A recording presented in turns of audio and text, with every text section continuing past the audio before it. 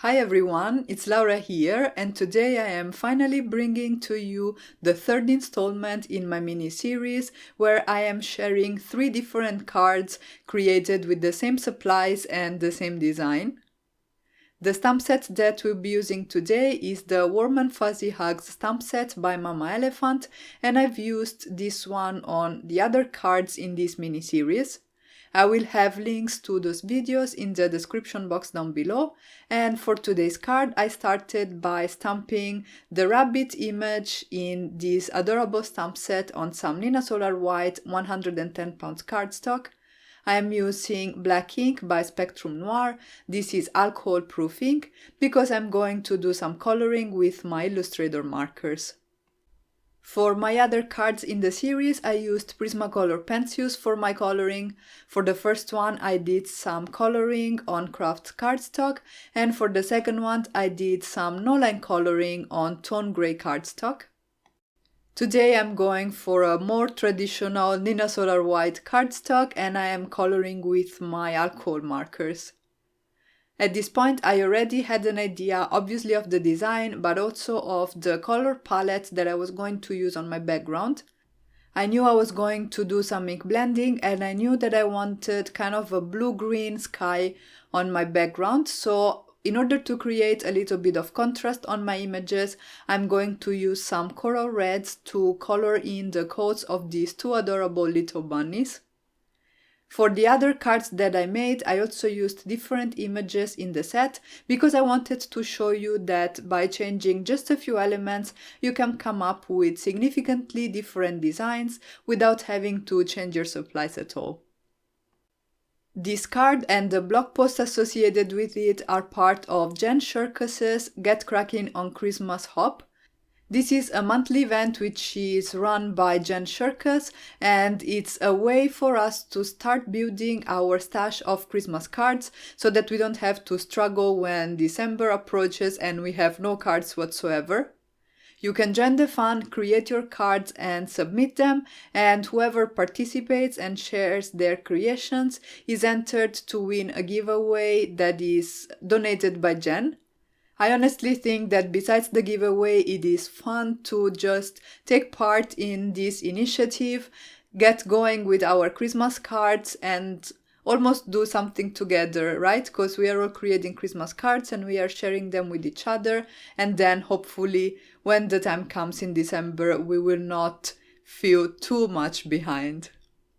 I will have more details on my blog, which will be listed in the description box down below, and on my blog I will also have a link to Jen's blog where you will find everything, and also links to the blogs of other crafters that are bringing you some inspiration this month.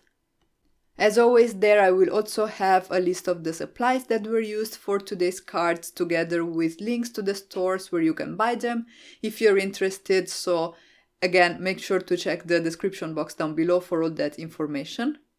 Coming back to the card, I was a little bit uncertain, to be honest, about the color I wanted to use for my bunnies.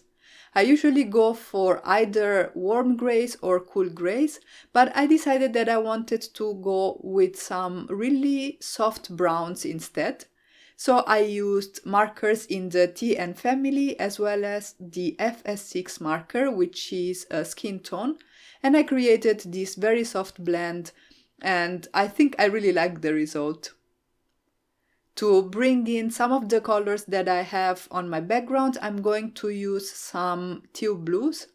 I'm going to use GT3, GT2 and GT1 for her scarf and her pants. And then I'm going to use BT9, GT3 and GT2 for the hood on the boy bunny.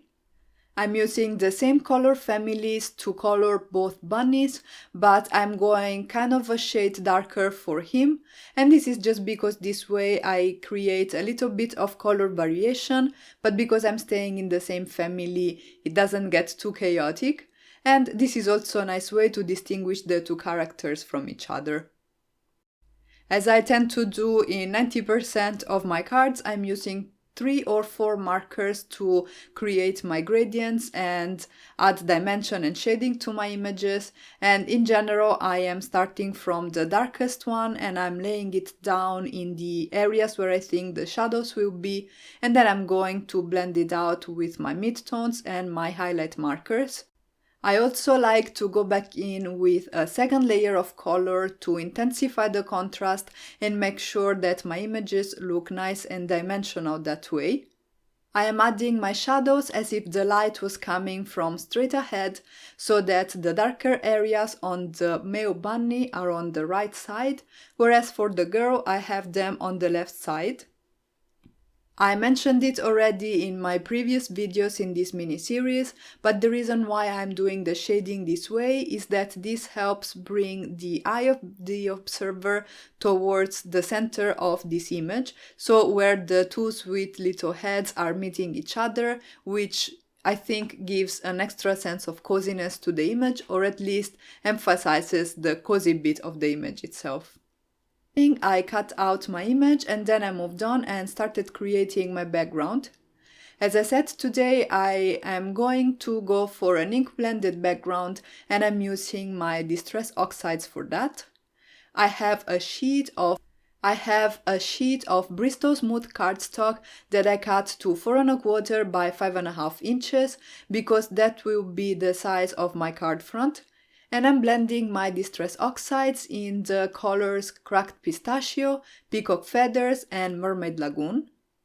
I'm using my blending sponges by Ranger to apply the inks to the paper, always starting from the edge of the paper and moving my way inward, and I am also going back and forth wherever there is a transition between the two colors so that I make sure that that gradient is nice and smooth. Once my background is ready, I'm going to repeat the same steps, this time on a smaller panel again of Bristol Smooth cardstock, and I'm using the same color combination, so starting from Cracked Pistachio at the bottom and then blending my way towards the top, transitioning with Peacock Feathers and then having Mermaid Lagoon at the very top. Once this step is also complete, I can go ahead and die cut the smaller panel using this die by Mama Elephant. This is called Big Warm Fuzzy Hugs and I think it's really great. And as you can see, what I'm going to do is I'm going to create a drop shadow effect by basically layering 2 die cuts. One is the one that I obtained out of my ink blended panel, and for the other one I used some glitter cardstock instead. I die cut some more glitter cardstock using the Mama Elephant Winter Forest cover die, and I'm going to glue it on top of my background. So you can see now why I had that smaller ink blended panel that had the same color palette as my background, because this way I created a drop shadow for my sentiment with the same colors as my scene. I'm using a heavy acrylic block to hold my glitter cardstock down on my background while the glue is drying, and then I can complete my design by gluing down first the bunnies on the bottom right corner of my card front, again using an acrylic block to hold them down while the glue is drying, and this is because we have this textured glitter cardstock. And then the last step is to adhere my sentiment on the top portion of my card front, and then I'm going to wait for the glue to dry. I am mounting everything on a top folding A2 card base that I created out of some heavyweight white cardstock, and that finished my card for today. And here you can see the final result. I really love the way this card turned out, and I love the fact that I used glittered cardstock. It is super sparkly. I wanted to show you a side-by-side comparison, but I gave the other cards away for Christmas, so I'm just gonna share a little bit of footage here so you can see them.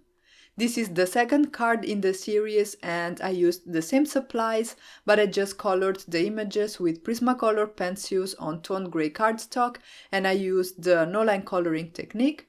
And this is the first card in the series. Here I used craft cardstock instead and some browning for my stamping.